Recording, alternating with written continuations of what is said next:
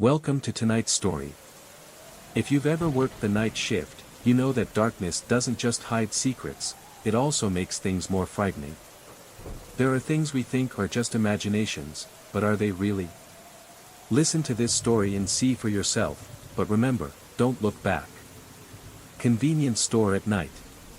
The fluorescent lights flickered, the cash register beeped softly, and the distant sound of wind whistling through the cracks in the door. I'd been working the night shift at this convenience store for over 3 months. Long enough to get used to the strange customers, the shadows that wandered between the shelves in the middle of the night. But tonight, something was wrong.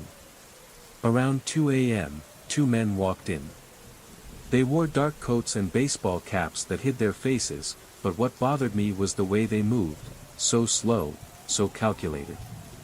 They didn't pick things up right away, just wandered around, touching everything, as if leaving their mark. Every time I looked up from the counter, I saw one of them standing closer, seemingly by a heartbeat.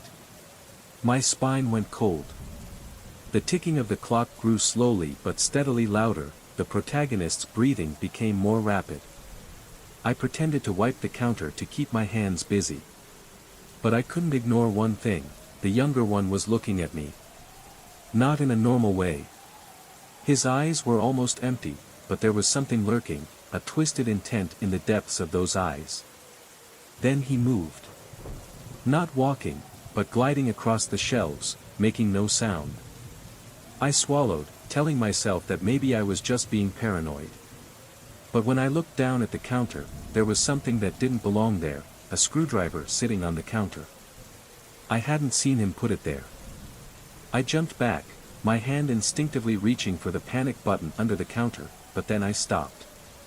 If I pressed it, I'd agitate them. I needed to stay calm. But how could I stay calm when my whole body was screaming to run away? The store is locked. The sound of the glass door opening and closing, the sound of the lock, the protagonist's labored breathing. Finally, the older guy glanced at the younger guy and nodded slightly. A signal. They didn't buy anything.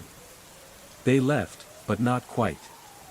I ran to lock the door immediately. The store was mostly glass, and I could see their silhouettes looming outside, standing between the darkness and the dim light of the streetlights. I couldn't see their faces clearly. But I knew they were smiling. Horrifying discovery.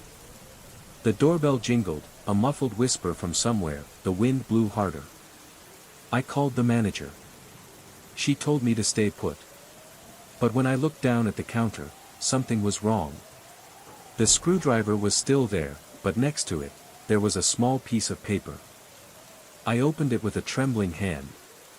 There were only 3 words, written in a scrawl. You are being followed. I felt like someone had blown into the back of my neck. I spun around, the glass door reflected the inside of the store. But something was wrong. A figure, right behind me. The sound of police sirens faded away, the protagonist's heart pounded. When the manager arrived, she checked the cameras. But there was no one. Not 2 men, not someone placing a screwdriver on the counter. Not anyone standing behind me. I tried to convince myself that I was just hallucinating.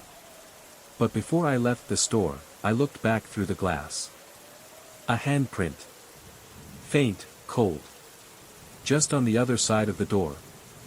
And I knew that, whether I left or not, I wasn't really alone.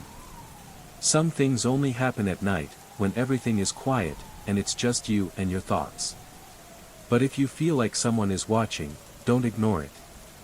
Because sometimes the scariest thing is not what you see, but what's watching you. Sleep well, if you can.